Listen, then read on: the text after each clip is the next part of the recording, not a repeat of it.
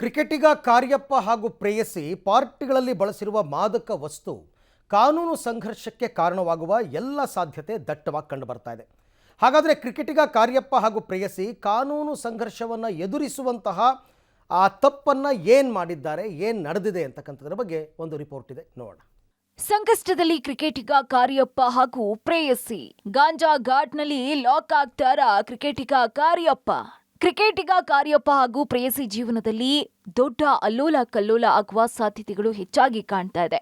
ಕಾರ್ಯಪ್ಪ ಹಾಗೂ ಪ್ರೇಯಸಿ ಮಧ್ಯೆ ಪ್ರೀತಿಯಲ್ಲಿ ಉಂಟಾಗಿರುವಂತಹ ಬಿರುಕಿನ ಜೊತೆಗೆ ಮಾಧ್ಯಮಗಳಲ್ಲಿ ಅವರು ಕೊಟ್ಟಿರುವಂತಹ ಆರೋಪ ಹಾಗೂ ಪ್ರತ್ಯಾರೋಪಗಳಿಗೆ ಸಂಬಂಧಪಟ್ಟಂತಹ ಕೆಲವು ವಿಡಿಯೋಗಳು ಕಾನೂನಾತ್ಮಕವಾಗಿ ದೊಡ್ಡ ಸಂಕಷ್ಟಕ್ಕೆ ದೂಡುವ ಎಲ್ಲಾ ಸಾಧ್ಯತೆಗಳಿವೆ. ಅವರಿಬ್ಬರು ಮಾತನಾಡಿರುವಂತಹ ಮಾತುಗಳು ಅದಕ್ಕೆ ಪೂರಕ ಅನ್ನುವಂತೆ ಸಾಕ್ಷ್ಯ ವಿಡಿಯೋಗಳು ಪೊಲೀಸರಿಗೆ ದೊಡ್ಡ ಅಸ್ತ್ರವಾಗುವ ಸಾಧ್ಯತೆ ದಟ್ಟವಾಗಿದೆ. ಕ್ರಿಕೆಟಿಗ ಕಾರ್ಯಪ್ಪ ಪ್ರೇಯಸಿಗೆ ಈಗಾಗಲೇ ಮದುವೆಯಾಗಿ ಡಿವೋರ್ಸ್ ಆಗಿದೆ ಅಂತ ಗೊತ್ತಿದ್ರೂ ಪ್ರೀತಿ ಪ್ರೇಮ ಅಂತ ಓಡಾಡಿದ್ದಾರೆ. ಆಕೆಯನ್ನ ದೈಹಿಕವಾಗಿ ಬಳಸಿಕೊಂಡು ಗರ್ಭಪಾತ ಮಾಡಿಸಿರೋದಾಗಿ ಆಕೆ ಆರೋಪ ಕೂಡ ಮಾಡಿದ್ದಾಳೆ. ಗರ್ಭಪಾತದ ಬಳಿಕ ಮದುವೆ ಆಗುವಂತ ಕಾರ್ಯಪ್ಪನ ಕೇಳಿದ್ದಕ್ಕೆ ಅವಾಯ್ಡ್ ಮಾಡೋದಕ್ಕೆ ಶುರು ಮಾಡಿದ್ದ.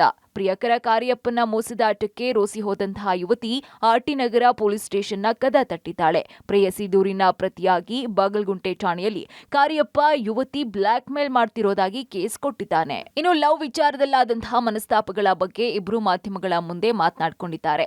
ಪಾರ್ಟಿ ಪಬ್ ಅಂತ ತಿರುಗಾಡಿದಾಗ ಗಾಂಜಾ ವೀಡ್ ತೆಗೆದುಕೊಂಡ ಬಗ್ಗೆ ಇಬ್ರು ಆರೋಪ ಪ್ರತ್ಯಾರೋಪ ಮಾಡಿದ್ದಾರೆ. ಜೊತೆಗೆ ಇಬ್ಬರು ಮಾದಕ ವಸ್ತು ಸೇವನೆ ಮಾಡಿರೋದಲ್ಲದೆ ಪೂರಕ ಸಾಕ್ಷಿ ಅನ್ನುವಂತೆ ರೂಮ್ನಲ್ಲಿಟ್ಟಿರುವಂತಹ ಗಾಂಜಾ ವೀಡ್ ಇರುವಂತಹ ವಿಡಿಯೋವನ್ನ ಸ್ವತಃ ಕಾರ್ಯಪ್ಪ ಅವರೇ ಕೊಟ್ಟಿದ್ದಾರೆ. ಇನ್ನು ಕಾರ್ಯಪ್ಪ ಸೇವನೆ ಮಾಡಿದ್ದಾರೆ ಅನ್ನೋ ಒಂದಿಷ್ಟು ಫೋಟೋ ಮೆಸೇಜ್ಗಳನ್ನ ಯುವತಿ ರಿಲೀಸ್ ಮಾಡಿದ್ದಾಳೆ. ಇದು ಇಬ್ಬರಿಗೂ ಕಾನೂನಿನ ಕುಣಿಕೆಯಲ್ಲಿ ಲಾಕ್ ಆಗೋದಿಕ್ಕೆ ಕಾರಣ ಆಗಬಹುದು. ಪೊಲೀಸರ ತನಿಖೆ ಎದುರಿಸುವ ಪರಿಸ್ಥಿತಿ ಇಬ್ಬರಿಗೂ ಬರುವ ಸಾಧ್ಯತೆ ಹೆಚ್ಚಾಗಿದೆ. ಇನ್ನು ಬಳಸಿದ ಗಾಂಜಾ ಹಾಗೂ ವೀಡ್ ಎಲ್ಲಿಂದ ತರಿಸ್ಕೊಂಡ್ರು, ಯಾರ್ಯಾರು ಪೆಡ್ಲರ್ಗಳು ಇರುವಂತಹ ಸಂಪರ್ಕದಲ್ಲಿ ಇದ್ದಾರೆ ಅನ್ನೋದ್ರ ಬಗ್ಗೆ ಪೊಲೀಸರಿಗೆ ಉತ್ತರ ಕೊಡಬೇಕಾದಂತಹ ಅನಿವಾರ್ಯತೆ ಕಾರ್ಯಪ್ಪ ಹಾಗೂ ಪ್ರೇಯಸಿಗೆ ಇದೆ. Nagesh, crime bureau, public TV, Bengaluru.